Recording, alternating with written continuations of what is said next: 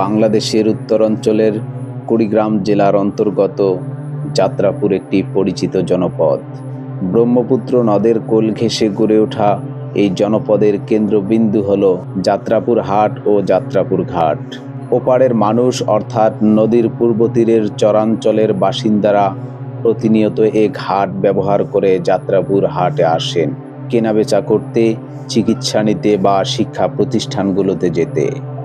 প্রতি সপ্তাহের নির্দিষ্ট দিনে শনিবার ও মঙ্গলবার বসে যাত্রাপুর হাট। এটি শুধু একটি বাজার নয়, বরং চরাঞ্চল ও মূল ভূখণ্ডের মধ্যে একটি সংযোগস্থল।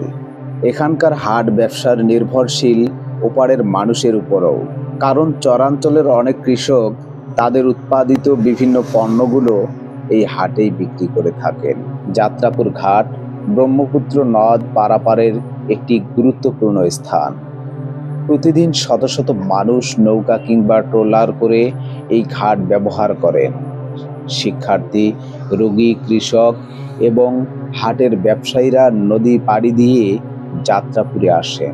বর্ষাকালে পানি বাড়লে নৌপথই একমাত্র ভরসা হয়ে পড়ে। তবে এই ঘাটে নিরাপত্তা ও অবকাঠামোর সমস্যা এখনও রয়ে গেছে। যাত্রীদের বসার স্থান, বিশুদ্ধ পানির ব্যবস্থা কিংবা রাতের আলোর পর্যাপ্ততা নেই।